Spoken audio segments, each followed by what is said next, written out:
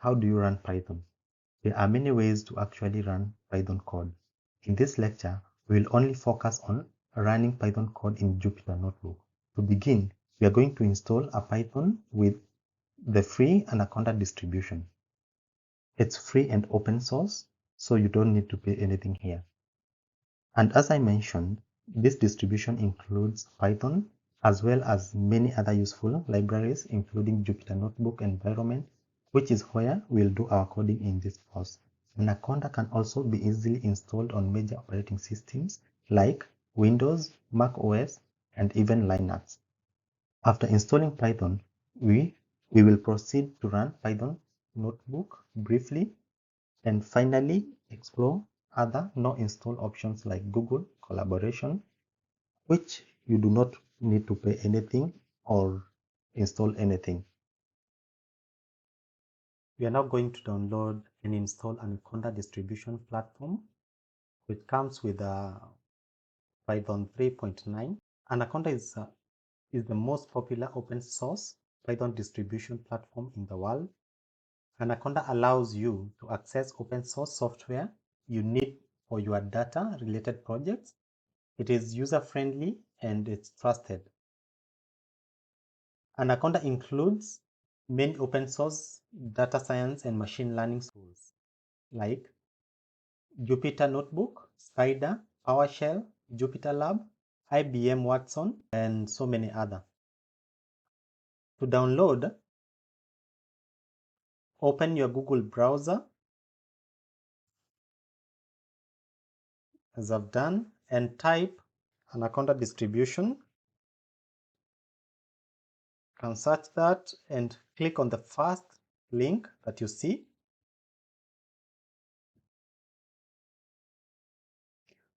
Once it finishes loading, as you can see on the home page, we have a button for download, which comes with Python 3.9, a 64-bit graphical installer, and at the time of downloading this, it's 621 MB. You can go ahead and click on the download, and as you can see, it's currently downloading, and it's gonna take approximately 5 minutes, so you have to be very patient with this.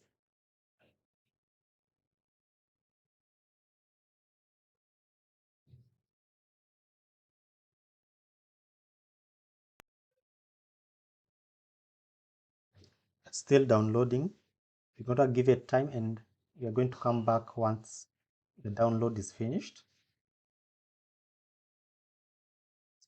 It's about to finish installing, downloading, and as you can see, the downloading is finished. So what you do, you navigate to your downloads. You can open the downloads and right click on the and open. Once you open, it's gonna start installing process. So give it a bit of time to start.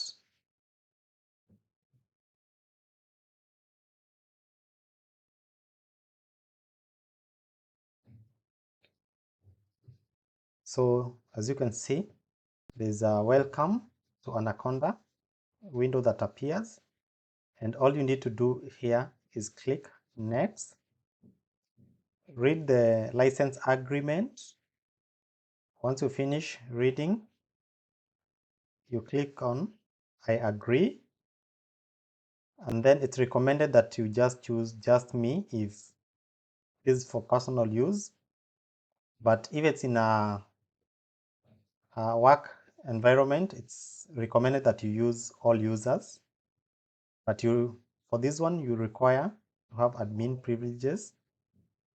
So in this case, make sure that you just click on just me and click on next,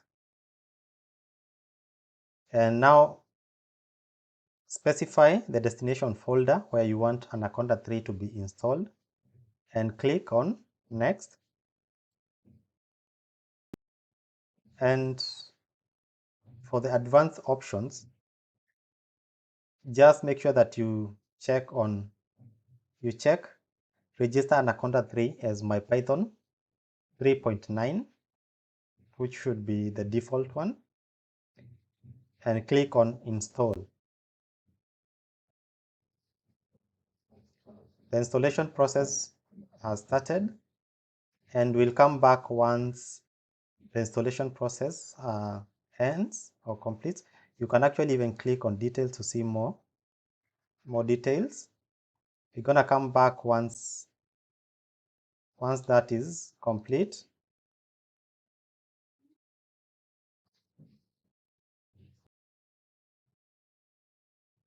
As you can see, the installation is complete. Setup is completed successfully. Next, you click on next. The next page shows some more information about Python and Jupyter in breeze. They say that working with Python and Jupyter is a breeze in data spell, but we don't need the data spell for now. So we click on next.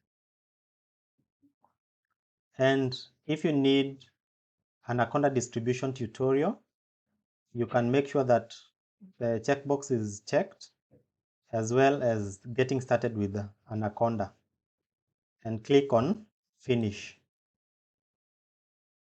And just like that, we've installed Anaconda 3. It comes with Python 3.9. Well, now that we've been able to download Anaconda distribution for Python, we can go ahead and open it, or rather start it, and we're gonna see all the features that are there. So we go to Windows, search, and you can either type and search Anaconda Navigator, or you can simply select the recent, which is Anaconda Navigator here, and give it time for it to start. Yeah, it's initializing. As soon as it starts, it's gonna give you an option to update to the recent version of Anaconda Navigator. But now, for now, we say no, remind me later.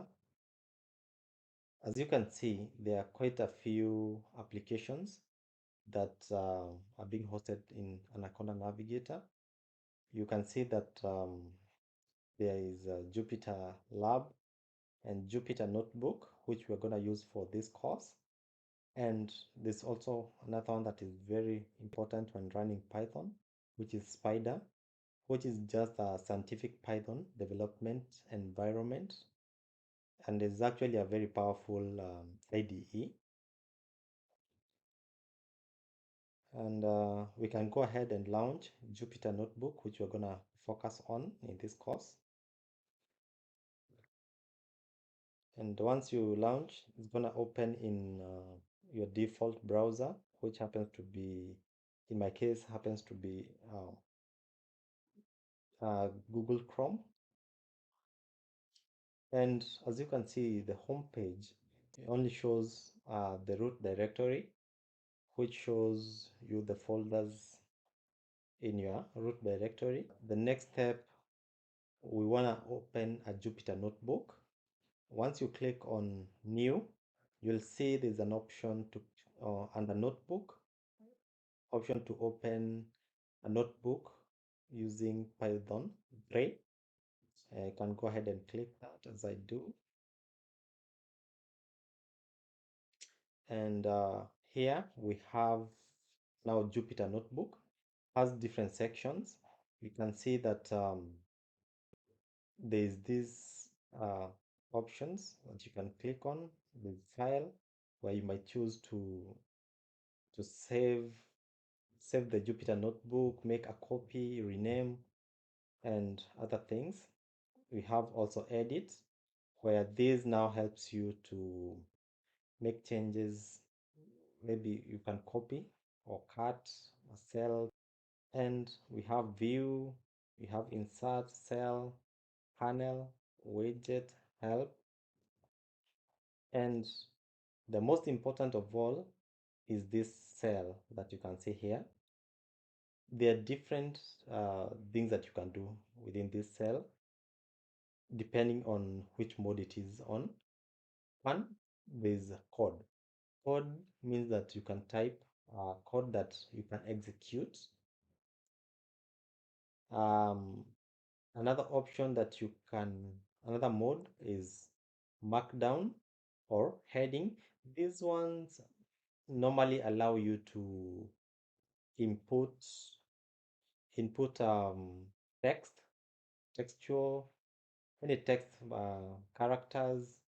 Maybe you can write a normal text like you write in Word document, and you can actually even incorporate some formattings that can format the text in a way the way you want, like having header. Maybe you can have a topic, a subtopic, and so on. So the only two options you have here is either you want to type text or the code. So in this case, we might decide to check if it's working.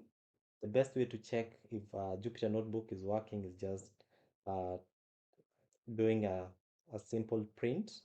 We can print hello world, print hello world, hello world. And to run this code, there are different ways. You can either click here on run. For this one, run will run the whole notebook. But if you want to run only this cell, you have to click on this one, the just on the left side of the cell, and click on it.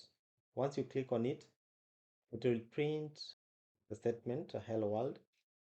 And another option how you can run a piece of code there, you can either click on control enter. It'll do just the same thing, just print out the hello world, or you can say just executes the current cell. The other option you can use is just hold on shift and hit enter. What that does, it will automatically execute the current cell and goes to the next, starts a new cell. If you do that, shift enter, start a new cell, which happens to be by default it's a code. You can do whichever calculations you want to do. Maybe you can say maybe a calculation 100 divided by 8. If you hit enter, it just goes to the next line. But if you want to execute, you just use the methods that I outlined earlier. You can use shift enter, which will show us the output and start a new cell. The other option would be changing this to Markdown, and you can type any text here. You can say maybe Python is awesome, awesome. And if you execute this, it only shows, it's not text. You see, you realize the cell disappeared, but it just prints out Python is awesome, because the cell was actually Markdown, which was only accepting text. So once you do that, another cell appears. If you use shift enter, another cell appears. And if you want to edit this, the Markdown, you have to just double click and the cell will appear, and you can continue typing whatever you want to type. And basically, if you want to save the Jupyter Notebook, you can actually double click on untitled too, because it's not saved. And once you do that, you can change the text, the notebook name. You can say maybe Python tutorial, and rename, and you might want to save save as. If you want to change the name, is save as. It'll give you the option, so you can just type the path relative to the notebook directory. Cancel. Yeah, and here if you want to know the working directory, you can type something like pwd, path to working directory, and that's my working directory. So the same thing would happen if you type that. And I think that's enough intro for Jupyter Notebook. The next option that you can explore is the no install. The no install uh, is good example is Google Collaboratory uh, environment, where you don't have to install Python, you just have to go and run any piece of code that you want. You can do that. You come to Google and search Google Colab. Once you search, you'll find there are quite a few. If you click on welcome to this Google Colab.research, welcome to Collaboratory, you click on it. So once you search, it's gonna say welcome to Collaboratory, and you can insert a piece of code that you want. And once you click on code, it starts a new cell which only accepts a piece of code. Or you can click on text. It will only allow you to input text, just like Markdown in Jupyter Notebook. And we can insert a piece of code. I'll show you how to execute. Here you can do print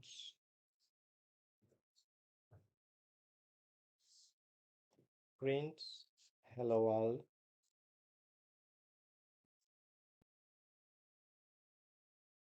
hello world. If you want to execute, you can either hit Control Enter or Shift Enter, or you can click on this button here on the left side. If I click on the button, what does it will execute the code, and it's gonna print out the statement hello world.